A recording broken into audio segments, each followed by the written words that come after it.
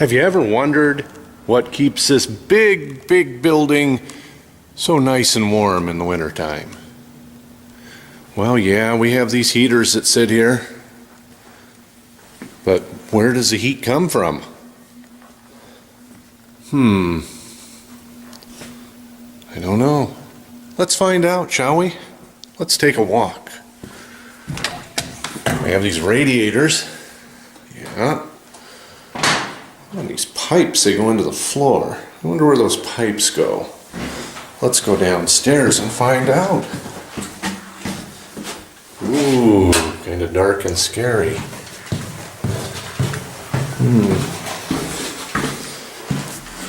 Yeah.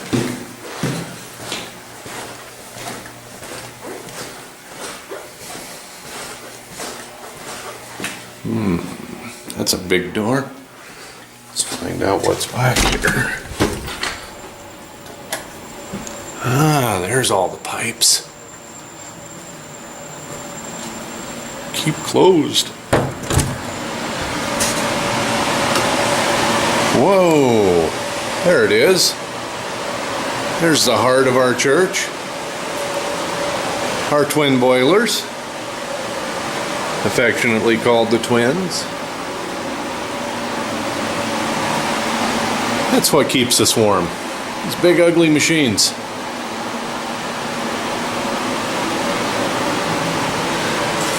These are steam boilers. They work on a low pressure. Instead of pumping water at a higher pressure, these little guys run around 6 pounds. Steam's a lot hotter than water, so it heats better. And we have 2 Burnham boilers down here. We have an A and a B, they're both the same.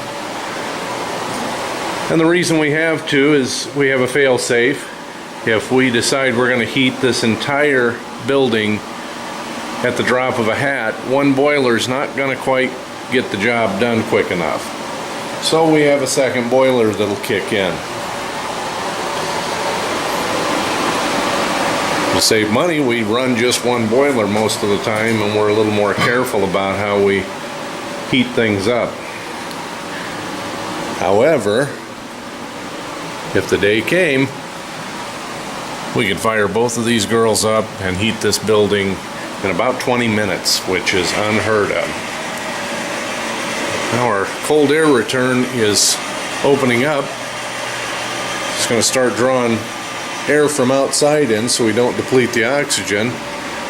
And our boiler number B or number 2 here is going to call for heat in just a moment.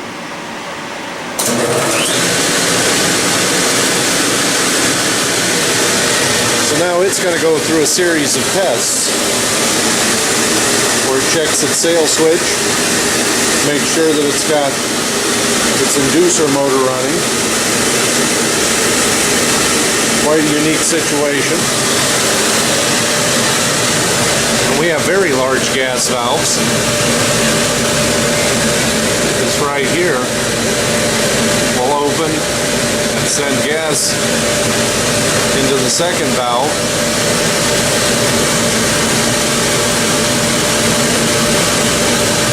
And go into the fire chamber. Once it gets through its test cycle, then we're going to get another light. It's going to say ignition on.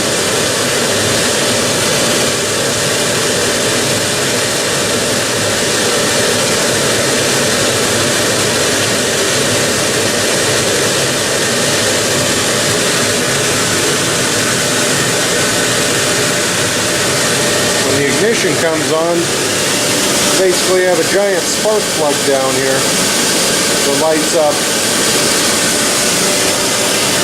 Once that lights, then it'll turn the fuel on and we'll have fire. Ignition on.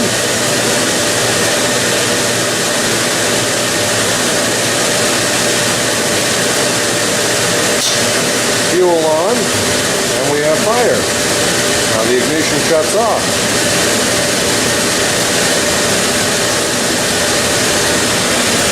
We go around the rear of the boiler. we can have a look-see in the sight glass back here.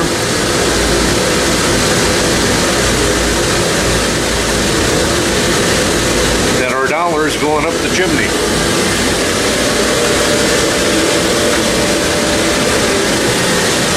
And so what it's doing now is it's boiling inside. It's creating steam. It's bringing our pressure back up to where it needs to be. And once it's satisfied, it's going to shut itself back down.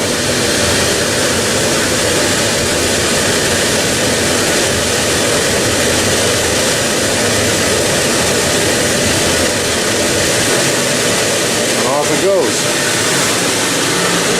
So the steam comes out of the system, goes into the main steam lines of the church. We have one steam line that goes off to the Kirk House. And we have another steam line that goes into our sanctuary. And our steam lines are controlled by these big gate valves. So when a thermostat says, hey, I need heat, this big valve opens up and it allows the steam pressure to go through. Once the steam passes through the radiators out in the sanctuary, it comes back through these copper lines and is returned to the system as condensation. So those lines will actually go back into this box here, and that's where all of our condensation returns.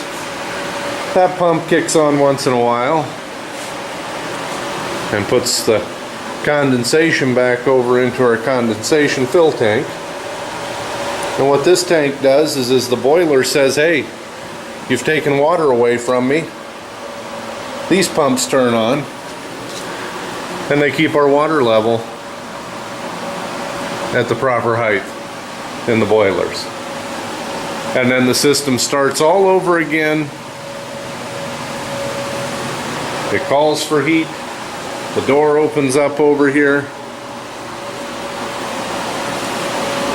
The ignition turns on, the fuel turns on, it boils the water, turns it to steam, back up into the pipes it goes, through the radiators,